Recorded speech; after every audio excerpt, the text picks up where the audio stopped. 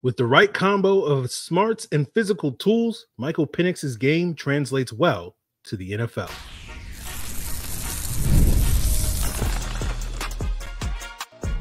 You are Locked On Falcons, your daily Atlanta Falcons podcast.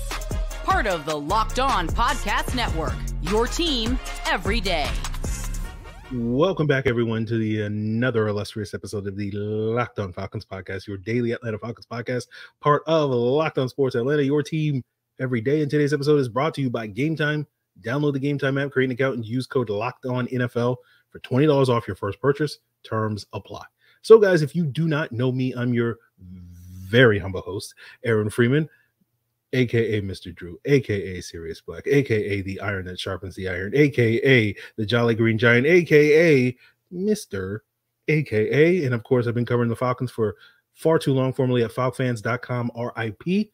So going strong in this illustrious podcast. And I thank each and every one of you that is an everydayer of this pod that makes it your first listen, first watch each and every day. And all you got to do, become an everydayer, subscriber, follow for free on YouTube or wherever you listen to podcasts. Let's get this subscriber count up to 11,000. We passed 10,000, a week or so ago. Let's get to 11,000 by the time, training camp starts. So, that's a happy milestone. So let's do that. Hit that like, hit that subscribe button, all that and more. But all that to say, guys, we got another illustrious guest here on the podcast, Conor Rogers, the co-host of Locked, the co-host. Sorry. I'm so used to plugging Locked On that when someone from another podcast comes on the podcast, I don't know what I'm talking about. The co-host of the NFL Stock Exchange, alongside who you've heard from, Trevor Sikkema. And of course, he covers the draft for NBC Sports. And he was a person that we mentioned sort of being probably highest on Michael Penix based off of where he ranked him in the top 20 on his final big board compared to most people who had him in the 30s and 40s at the various big boards I looked at. So without further ado, let's get Conor started on Michael Penix, why he was so high on him, as well as the rest of the Falcons draft right now. All right, everyone, welcome back to another illustrious episode of the Locked On Falcons podcast, and we have nothing but illustrious guests here, and we are joined by Conor Rogers, the co-host of the NFL Stock Exchange podcast, as well as the draft guru, and we call him that, for NBC Sports. Conor, my friend, welcome to the show. Aaron, thank you. I appreciate the lovely intro. How are you? I'm doing good, man. We've been talking about Michael Penix for a couple of weeks, and I feel like we're now reaching the end point. But I think you're a good person to sort of put a button on the whole Michael Penix conversation, because I know you were higher on Penix than basically consensus. Looking at your final big board, you had him ranked 19. I think you go and look at Arif Hassan's sort of consensus boards that looks over 100 boards. I think he was like 34, 35. On that. And I know you can't speak to what others saw in Michael Penix, and beauty is always in the eye of the beholder, but what are some of the things that you saw in Michael Penix that led to you being higher on him and maybe other people are underrating? And I think what hopefully will give people some confidence in that ranking too is that we do summer scouting on NFL Stock Exchange. Michael Penix was my QB3 coming out of summer scouting. So the fact is he never moved. It was always Caleb Williams, Drake May, Michael Penix. Now, tip of the cap to guys like Jaden Daniels and JJ McCarthy, who really played their way up the rankings this year and just had fantastic seasons. But, Aaron, what surprises me with Penix is it felt like he did a lot of the things that he did in 2023. He did them in 2022, and no one cared. I remember when he was going through his process of, exploring returning to school or going to the NFL draft. I talked to a couple of teams that he didn't get any crazy grades back if he had declared for the draft. It felt like the all-star circuit was not chasing him like they usually chase a lot of these quarterbacks. And I was sitting there and I'm like, man, I get it. Like, he doesn't look like necessarily a first-round quarterback right now, but he looks really improved. He's taken the reins since transferring from Indiana and really had this Washington offense humming. But hey, he goes back to school. Let's see what he could do this year, because I really like the tape in 2022. Not only does Penix do that again and looks great with howitzer of an arm, I mean, a 4-time team captain, somebody that even through all the injury history, it never felt like the injuries affected his really unique tools, right? He doesn't really need to load up to throw the ball outside the numbers. He kind of has all this power in his forearms and his wrist, the grip strength of the football. This is a quarterback with really, really big hands that just the control of the football is very, very different. And that's how he can throw at those levels of velocity. But I think what he doesn't get credit for, in my opinion, enough is how smart he is before the ball is ever snapped. And that's a really hard thing to scout, right? Because you don't always know what the offense is asking them to do. You don't always know the play call. You don't always know everything on the line. But it's no accident that a guy like this was only sacked 16 times over the last 2 years. And we're in this weird land of when a guy takes a lot of sacks, a lot of offensive line analysts and former players are like, well, that's a quarterback stat. And then the people that defend the quarterbacks go, well, his offensive line was bad. So I felt like with Penix, oddly enough, he was a guy that the constant criticism of him was, well, it's not going to be this easy at the next level. His offensive line's great. And I love Troy Fautanu. I like Roger Rosengarten. But what Penix does pre-snap allows him to get the ball out and avoid sacks. Him and Bo Nix were excellent at that. And I wasn't even the biggest Bo Nix guy in the world, but you have to give him credit for that ability. So that's something that to me translates to the pro game, that field awareness, that pre-snap IQ, reading coverages and attacking coverages. And that's the beauty of drafting an experienced quarterback. Yeah, I think that makes a ton of sense, and we'll talk about how all those skills translate specifically here in Atlanta, as well as sort of get your thoughts on the sort of reaction to the Michael Penix picks, which seemingly shocked the world, and we'll do that as we continue today's Locked On Falcons. This next segment is brought to us by our sponsor, BetterHelp. Sometimes we all need the opportunity to get something off our chest, big or small. Certain things can really start to get to you, and it's important to let that out, especially as someone who's unbiased on your life. I've been working through a bevy of emotions stemming from the Michael Penix pick, going from upset to optimism to apathy. Unfortunately, I can share that with you guys on this podcast, but not everyone has a podcast, and that's why therapy can help. Therapy can be different for everyone.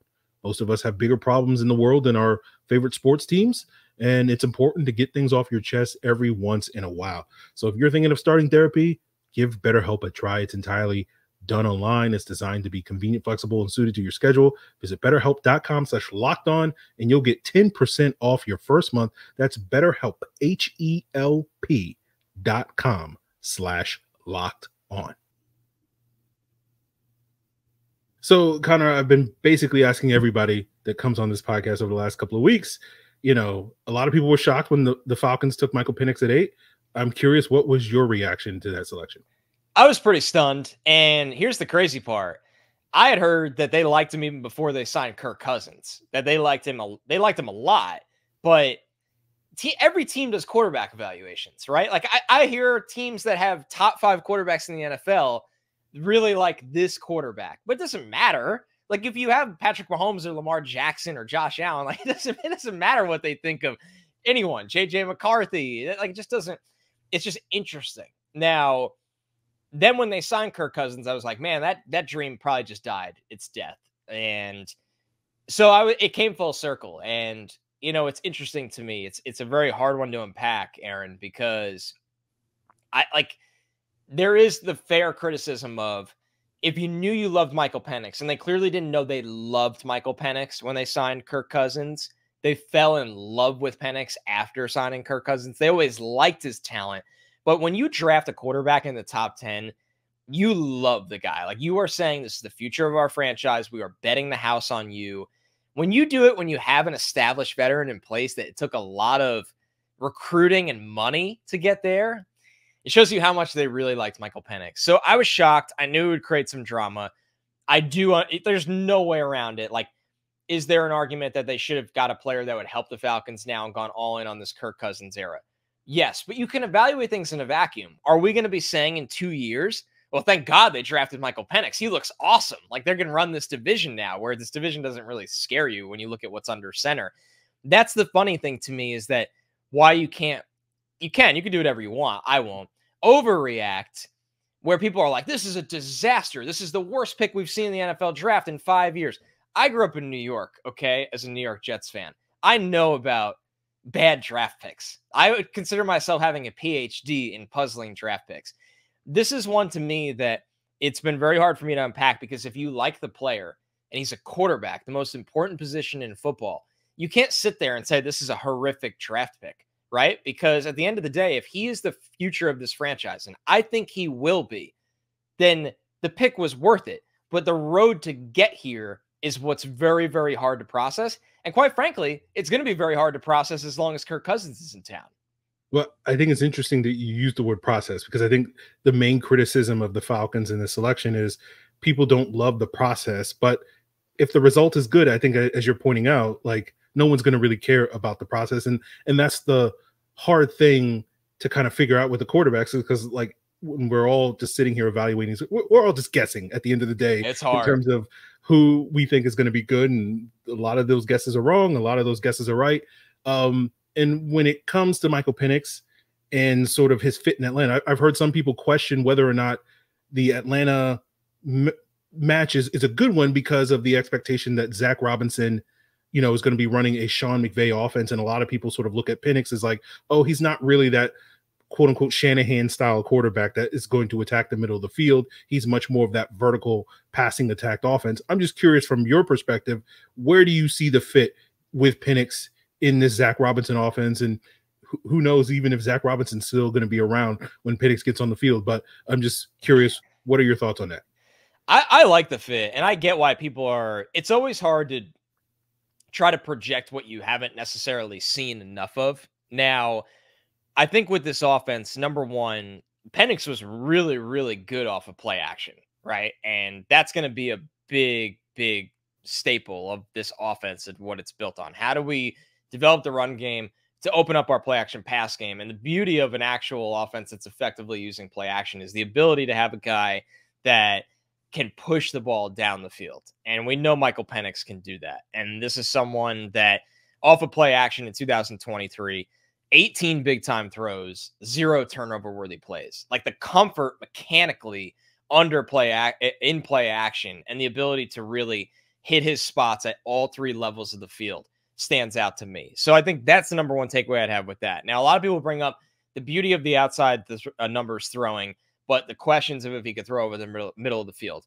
Washington constructed an offense under Ryan Grubb, who's now the offensive coordinator of the Seahawks. That's how good of a job he did in Washington for those couple of years with Penix and those guys, that they wanted to challenge every area of the field. And challenging every area of the field puts so much stress on a college defense, because whether they don't have the range, whether they're just not used to defending that, because typically a college quarterback is not going to reach certain areas like that, it puts so much stress on them that it worked effectively. I don't know if the outcome of that is, well, Michael Penix can't throw over the middle of the field. I think, to me, it's Michael Penix was so effective throwing outside the numbers, they weren't forced to do a lot of other things in that way, because it was so effective. It was so dangerous. So it's an area I think he can grow in because of the coaching, but I also think the coaching will adjust to his strengths to kind of open up the offense differently than what we're accustomed to seeing this coaching tree doing. And I think it's no coincidence there was multiple coaches of that coaching tree that really, really liked Michael Penix. And I think it kind of tells you that they think he's a better fit in their offense than consensus did. Yeah, I think that's more than fair. And, you know, we talked quite a bit about Michael Penix because, you know, he's the guy, he's the lightning rod for the Falcons draft. But, you know, the Falcons drafted 7 other players, and I want to pick Conor's brain on those guys, especially looking at, you know, them seemingly going with the scattershot approach to address their pass rush needs. And we'll do that to wrap up today's Locked On Falcons. Now, guys, it is the most exciting time of the year because it is playoff time in the NBA, and GameTime is an authorized ticket marketplace of the NBA, which is going to make getting tickets to those playoff games even faster and easier, and prices on GameTime actually go down the closer you get to tip-off. But unfortunately, we don't have playoff basketball here in Atlanta, but if you find yourself in a city where there is, you know, GameTime is going to allow you to be more spontaneous. Whether it's buying tickets for sports, concert, comedy, theater near you, you can save up to 60% on last-minute deals. They're all in pricing, means you're not going to be hit by surprise fees at checkout. And, of course, you love this view from your seat before you buy, so you know exactly what you'll be getting before you show up. Take the guesswork out of buying tickets with GameTime. Download the GameTime app, create an account, use code LOCKEDONNFL, and you'll get $20 off your first purchase. Terms apply. Again, create an account and redeem code LOCKEDONNFL. That's LOCKEDONNFL for $20 off. Download Game Time today. Last minute tickets, lowest price guaranteed. So here with Conor Rogers of the NFL Stock Exchange podcast, as well as NBC Sports. And let's get into the rest of the Falcons draft class. I know another polarizing decision, you might call it, is their trade up in round 2 for Clemson defensive tackle Ruke Orhorhoro, taking him over guys like Johnny Newton, Braden Fisk, Chris Jenkins, guys that people were generally higher on than Ruke, yourself included. What did you think of that decision to trade up for Ruke Orhorhoro? Well, it was definitely surprising to me. It shows you how much they like the player, because I thought Johnny Newton was a first-round player, right? And I thought Chris Jenkins, there was a higher floor than what Orhorhoro has if they were looking for stability up front. And instead, they made an aggressive play for a guy that he's a ball of clay, right? You look at the length, you look at the explosiveness, the pure athleticism. I believe he's a late bloomer to football, coming from a scheme that I've watched enough of this Clemson scheme over the years with their different top defensive line prospects. It never really lets guys pin their ears back and just stat compile. That's not a way to judge them. So with the Orhorhoro, there's times where you see the play strength. There's times where you see the length and the ability to get off the ball, but he doesn't get an opportunity to do that a lot. I think he's really raw instinctually. I think there's times where he could be a bit of a guesser against the run and kind of get washed out of plays against the run. And I think with the pass rush ability, with the lack of opportunity compared to other college defenses, it's, is he going to develop? Is he going to, get his hand placement a little better? Is he going to utilize that length and explosiveness? So they went with the guy with the most upside rather than, in my opinion, taking two guys with way higher floors in Newton and Jenkins. I'm interested to see how that works out. And Aaron, what fascinates me the most is, as someone that had Ruke at 74th overall, I had Brandon Dorlus at 72nd overall. So they took, and I thought they were really similar guys where they have length. You could play them up and down the line of scrimmage. I think that at times they didn't have their explosiveness utilized enough. So they completely reached on one in a trade up, and then they got incredible value with the other, where I think the outcome for both range of outcomes is exactly the same. So I'm really fascinated how it works out between Dorlus and Orhorhoro. It feels like one of them will be a hit, but just the process of being that aggressive to get him when, in my opinion, you got a similar, almost the same player in Dorlus that much later. That's the part that left my, me scratching my head a little bit. Yeah, I think that's definitely fair. And, speaking of guys that you had clustered in the same range, like Bralen Trice, who the Falcons got in round 3, the Washington edge rusher, I think you had a similar rank in that sort of range. And I'm curious, what are your thoughts on Bralen Trice, as well as maybe the Falcons' sort of scattershot approach? You could certainly go to an alternate universe or whatever, and they could just take Johnny Newton and be like, okay, we solved our D-tackle needs, but the Falcons are seemingly taking the, scattershot, shotgun approach, whatever you want to call it, where it's like, as you say, between him, Ruke and Dorlus, and now Bralen Trice, at least one of these guys is going to work out and potentially be a major contributor on their defensive front.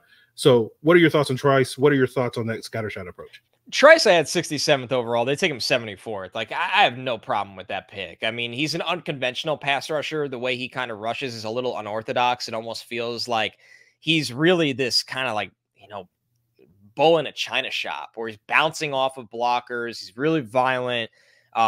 His hand placement and power, it knocks guys back. And the pass rush win rate was consistently very high across 2 years, where he was always productive. And with pass rushers, it feels like even the really good ones, there's always a game or two where you're like, man, he just did nothing. Like, he just didn't have it today. It felt like Trice brought it every single week for 2 years. And I think that really says something about his motor, effort, sheer power.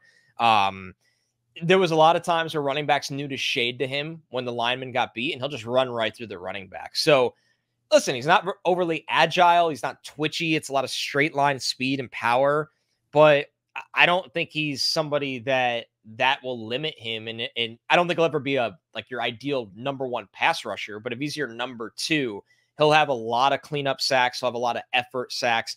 And I think he'll consistently give the opposition a difficult time for 4 quarters. And realistically, that's where these guys go. Like, the top pass rushers in the league are always taken in the first round. If you get one on day 2 that becomes a starter for you, that's a value. Now, if you set this up, like you said, if you took Newton at 35 and ended up with Trice, it just, to me, looks a little bit different. So you're right. The shotgun approach is kind of interesting, where it's like, okay, we think 2 of these 3 are really going to hit and improve our front 7. And I think in a class where the front seven talent was just okay, they did get guys they were all in my top 100. There's no egregious risk. I see them all as starters. And it felt like the Falcons knew, like, we have to kind of put our foot on the gas here right now because we don't see the depth in this year's class that we could do that outside the top 100. Yeah, I think that's fair. So we've already touched upon a little bit on Brandon Dorlus, but do you have any other thoughts on any of the other day 3 picks for the Atlanta Falcons? JD Bertrand's interesting because he's the classic linebacker. You feel like instincts are over athleticism at times with him, where, you know, those guys just find a way to make it sometimes. So he was an interesting pick to me. I thought he went a little earlier than I thought. I didn't think he was a great athlete, doesn't have great size, but he feels like he always knows where to be. He understands how to get his teammates in the right places at times. He's got some ball skills because, once again, he understands zone coverage. He understands how to read the run. So I'm kind of interested if after that rookie year, where he's probably going to be a special teamer, if he could actually find his way into this front seven that seems to be getting younger and younger. And then that was really it for me. I mean, McClellan I had ranked. They took him 186th. I saw him as a committee back.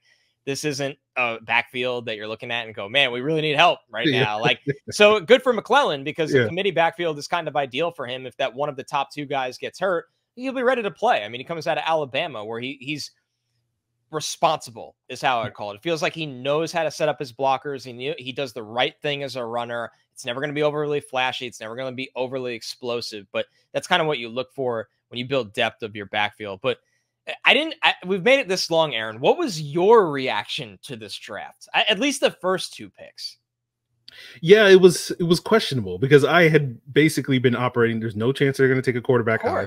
They'll get a guy maybe on Michael Pratt or something on day 3 or something like that. Spencer Rattler, like yeah, I get it. Yeah, and then like they have to get an edge rusher because it's like you look at their right now and it's like D'Angelo Malone hasn't really developed. Arnold Ebiketti's made strides, but like I don't know if he's that number 1 edge that I think a lot of people thought he could be when he came into the league a couple of years ago. And so it's like you got to get that edge rusher. And so for them to go quarterback and then go D tackle and then go for like probably what most people thought was like the 4th or 5th best D tackle in the class over the guys that many people thought were like top 3 guys, that was a little bit of a question mark. But I liked their scattershot approach because I was just like, the edge class is like there's like 3 guys and then there's a big drop off. Yeah, there's some depth at D tackle, but like you just need to get bodies in that room. And so I was content with once I saw the first 4 rounds play out, but those first 2 picks sort of caught me for a doozy. But the Penix pick caught me so much for a doozy that when they traded up for Ruke Orhorhoro, I was like, okay, whatever. Like they've already done crazy stuff in this draft. So nothing can knock me off balance right pretty now. Much, yeah. Pretty much.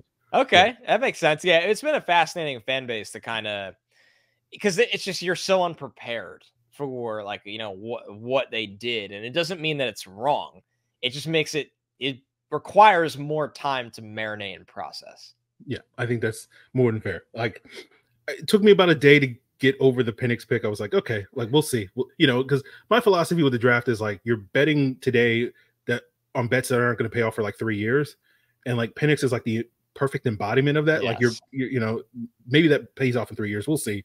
And so I was able to get over that relatively quickly, but like now that we're like 2 weeks in, I've been grinding film of him, and like I'm starting to like him more as a prospect. I mean, like some of the subtle things about his game, because before I was just like, yeah, he just throws it deep and he's bad against pressure, and like that was basically my opinion of him. And I was like, that can work in the league, but that's a limiting. But starting to see more of him, I'm seeing a little bit more subtle details and nuances of his game that I'm starting to like a little bit more. I think he'll be one of the most exciting players to watch in the preseason this summer because he's just going to grasp the offense. He's going to get a lot of reps. He's, in my opinion, one of the more pro-ready quarterbacks in this draft. If he gets to play with the ones, like those guys are really, they fit his style of play. When you look at the big-bodied pass catchers, it's going to be interesting to see if like the tune kind of changes on this pick if Michael Penix has a really hot August. Yeah. I think that's definitely a possibility. I'm personally looking forward to the quarterback controversy that may be coming because it's just great for the content side of things. Like we can just talk about stuff. So you can build cities off of quarterback controversies. yes, you can. And as someone who has covered the New York teams, I'm sure you're familiar. That's how I keep my lights on. But Conor, my friend, Appreciate you coming on, sharing your insight into Michael Penix as well as the rest of the Falcons draft class. Let the people know, what you got covering over NBC Sports and sort of, as a person who is a hair connoisseur, you guys, you and Trevor have, the greatest hair game on the podcast game at this point in time in terms of the hair rankings. But, what do you guys got coming up on NFL Stock Exchange this summer? Well, thank you, Aaron. We are going to jump right into summer scouting, probably the beginning of June on NFL Stock Exchange. I can't promise this year's quarterback class will be as interesting as the one we just had, but the other position groups are going to be really, really fascinating. And honestly, the fact there is no guy in the quarterback class probably makes it more intriguing because everybody's going to want to know the different names. So we'll get through all the position groups in June and July. At NBC, we're still doing the fantasy show once a week, Fantasy Football Happy Hour, talking dynasty rankings, everything right now, how this draft flipped everything upside down. And then before you know it, we will be talking about Michael Penix preseason football, and I am very here for that. There you go. Well, Conor, again, appreciate you coming on and look forward to future conversations we may be having about the 2025 draft class, as well as, the Michael Penix hype come August. Thanks, Aaron. So, guys, I want to thank Conor Rogers again for joining us on today's episode. We will have more people on the podcast over the course of the summer that will share their opinions on Michael Penix. We'll get some more Falcons centric guests probably next week as well to talk about rookie minicamp as well as their thoughts on the draft. Now that we're a couple of weeks removed from it, but we're going to be pivoting at some point in the future towards the rest of the draft class starting next week. Originally I was thinking tomorrow's episode, we're going to do the schedule breakdown. And of course, the NFL announced today that the schedule won't get released until another week. So it's time for a mailbag, right? And, that's the perfect time for the Locked On Falcons insiders to get priority when it comes to mailbags on the podcast. And you can become a Locked On Falcons insider by joining the description, hitting the link in the description below. And not only do you get priority on mailbags, you get access to my film breakdowns. I've already done a Michael Penix one this week. I'll be doing my Ruke Orhorhoro film breakdown. Give those guys my thoughts on, some of these draft picks ahead of what many of you will get on the podcast. Is worthwhile. 14-day free trial. If you join today, you'll get that Ruke Orhorhoro breakdown. You'll get Bralen Trice. You might even get Brandon Dorlus before that 14-day trial expires. And, you also get access to all the other film breakdowns, including the hour-long breakdown of Michael Penix I put out last week. So all the perks of being a Locked On Falcons insider, priority on the mailbags, the film breakdown, all that stuff and more. And of course, I think we'll probably start next week on Sunday night here on YouTube, Monday on your other preferred podcast platform with my sort of comprehensive Michael Penix breakdown. Maybe that's a part 1 of 2. We'll see how that goes possibly next week. So that is what's in store for you here on the podcast. If you want to find other ways to submit your mailbag questions just because you're not a Locked On Falcons insider, you can do so on the Discord, Locked On Falcons Discord, link in the description below, as well as the Locked On Falcons email, which is lockedonfalcons@mail.com. So that is what is in store for you guys as your first listen tomorrow and in the coming days. Please check us out. Yeah, that's it. So Locked On Falcons, your first listen. Your second listen, check out Locked On Sports Today, a 24/7 streaming channel on YouTube or the free Amazon Fire TV channels app, as well as Locked On NFL and the other host of shows here on the Locked On Podcast Network. Your team every day.